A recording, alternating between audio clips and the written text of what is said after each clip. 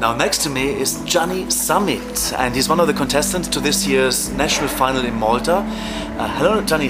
Gianni. Yeah. Nice to meet you. Sounds very Italian. It is an Italian name.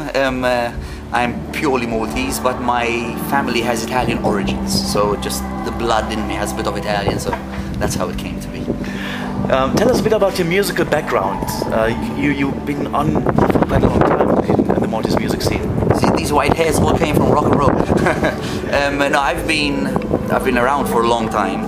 I started playing guitar at the age of 13. I started performing at the age of 15 with one band, another band. But now for the last, I think, about 14, 15 years, I've had a band called Rug, and that's who we are tonight. It's under my name, but it's the band. We're a 5-6 piece band. So Rug will be performing basically. Yes, the band is called Rug. I am the singer of Rug, but obviously for the contest we use my name. It's R-U-G. R-U-G. Rug. What does it stand for? Absolutely nothing. It's just rug. A rug is a carpet. A carpet, okay. That's people walk over us, they step on us, they sleep on us. So we're a rug. Can you describe your musical style a bit to us? Okay, we're fundamentally a rock band. The style of music we play is all rock, guitars, power chords, and lots of shouting and all that stuff. So that's my background. Totally rock. I mean, our influences. You have to say, we're all fans of a variety of music. I'm a big Kiss fan. Some of the guitarists are big Santana fans. The drummer goes on to British music, Oasis and Blur. The bassist likes a bit of jazz as well. So it's a big mix. Now your song is called Petals of a Rose. Yeah. Can you tell us a bit the contents about the song? Okay, the song was written by Kaching. Kaching are a Swedish company, and they're friends of ours, and they've sent over the song. We've collaborated on this one. The song is about the pain that someone feels when you're missing someone. So the lyrics are like, closer now is never close enough, and I miss your touch. But then the chorus comes in, you're like petals on a rose, rising up above our thorns. So something nice coming out of an ugly situation. So the thorns and the rose comes up. Is it like, to me it sounds like a bit like Aerosmith? Is it? Well, hello, I'm Steve Tyler. It does have rock influence. Fundamentally it's a ballad, but it's a rock ballad. So there are big guitars and big voices and power. How do you reckon the chances for you would be if you would get the ticket to go to Baku at the Eurovision with a song like this? I have absolutely no idea. This is just a great experience. It's the first time I've done this. Why I did it, I sang once 10 years ago on my own with just an acoustic guitar, and I've never. It's since obviously rock music doesn't feature much in Eurovision. I've never actually had any interest, direct interest, or the opportunity to take part. This year, thanks to the guys from Sweden, the opportunity came along, and I said, "Yeah, let's go for it as a band." So I really wouldn't know, because every year the style changes. Sometimes it's dance, sometimes it's a bit R&B, So I wouldn't know. But I think it's a very catchy tune with a nice rock chorus. So But we had Lordi, of course, there with Hard Rock Hallelujah. So Lordi are sons of Kiss. So is that your favorite Eurovision song, though? Potentially, yeah, probably. If I had to look back over all the Eurovision songs, I think Lordi. I'm a fan of Lordi. They're fans of Kiss. I'm a fan of Kiss. So we have this link. So yeah, Lordi would be my favorite. It's a commercial rock song. Have you ever met Kiss? Not like, hey, I'm coming from Malta, but I've been to a press conference where they were there. I've had a few things signed. Yeah, but no, I haven't met them at dinner like I'd like to. Okay, so maybe that can be arranged sometime if somebody's listening now and watching. Gianni, where can people see you when they come to Malta to see you perform in clubs, bars? Yeah, we play a number of the main festivals. So like in summer there are lots of open air festivals, and we very often are invited to play there, and in these big street parties, I call them. And in some bars, sometimes. We also have an acoustic version of what we do, which is more cozy and more intimate for the winter wine drinking, that kind of thing. But that's mainly we're running around the festivals. Where there's beer, we tend to be hanging around normally. Let's come back to the Eurovision Song Contest for Malta, the Malta Eurovision Song Contest. You mentioned Swedish collaboration. Yes. The songwriters? The songwriters and composers are Swedish, from a company called Kaching. There's a guy called Amir, there's Masse, and a guy called Robin.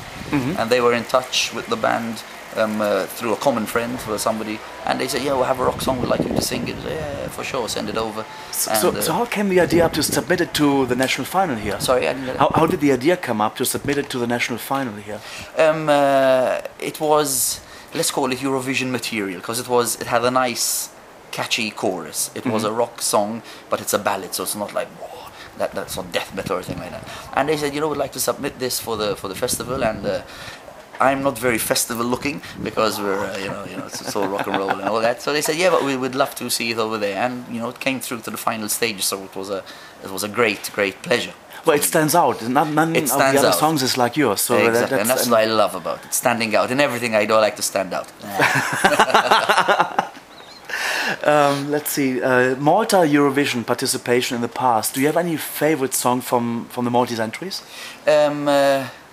I'd be lying if I told you I know them all, but there were some good songs. Like, for example, last year was Thea. No, the day before there was Thea, a very angelic girl with a nice voice. And I like her song very much. And I'm a big fan of Ira Losko, who participated in Malta.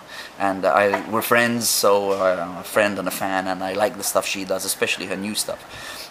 But for example, Chiara has a fantastic voice.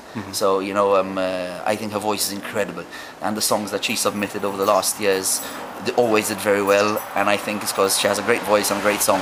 So that's why. Chiara, yeah, of course, and then because of that is also the ban on that the next 5 or the last 5 winners cannot participate anymore in this competition. What do you think about that? Is that right to do that of the organizers? I think they're going for variety, not to have the same people going up year after year. But I don't know. It's in football it does make sense, because who wins the World Cup takes part in the next. It can always be Germany. Yeah, of course, there you go. I have no real problem with it. Don't get me wrong. Yeah. But I think it makes sense for the performer, for the image of the country and of the festival, having new people every time. So yeah, I could see it that way. Many Maltese singers, performers have a second job, because they're singers on one part and the others are teachers. And what do you do? Are you a full-time musician? I have 15 jobs. 15 jobs? No, I'm not a full-time musician. Music is a passion, it's a hobby, I love it. I own a radio station, which ironically we play dance and R&B and no rock. But it's business. I have my own business. We're an events management company, and I also, the other extreme of rock and roll, I own a childcare center. But business is business, and rock and roll is rock and roll. But I used to DJ in clubs. I do a radio program as well. So music has always been there throughout all my life. It is not my main source of income. Far from it. I do it mainly for the passion and the love of music. I don't want to be a millionaire because of music. Which radio station do you have? The station is called Vibe FM. Vibe FM. And you present on there as well? I do a one show. I used to do radio every day. From actually this year in March would be my 20 years of radio. I've been on radio for 20 years. I used to do it every day. Now I stopped doing it every day because of work commitments and all. But the station, they said, listen, you've been doing it. We'll give you 1 show a week, and I do 1 show a week. That's nice. Is it a rock show? It's dance and R&B. Only? That's nice. Yes. Total opposite of what I do. Wow. But I used to work in clubs. I DJ'd in nightclubs playing dance and music and R&B for a number of years. So I still have that feel of Well, yeah, we can feel it when you speak. That's like a DJ on the radio. Yeah, I talk a lot. It's all Maltese or in English? It's in English. No, okay, so you can give us an example? Okay, so the next song is Petals on a Rose, the R&B remix by Usher. So one more thing, because you're presenting on the radio, would you like to present the national final? I actually presented the national final in 2003. I was the presenter with another girl called Mireille. But my dream was always to present the results. When you the voting. I'd love to do that, because I'd go, and the next winner, Malta gives 12 points to Spain, and Spain wouldn't be there. Spain. No, I fooled you. We'll give them to somebody else. Let me see.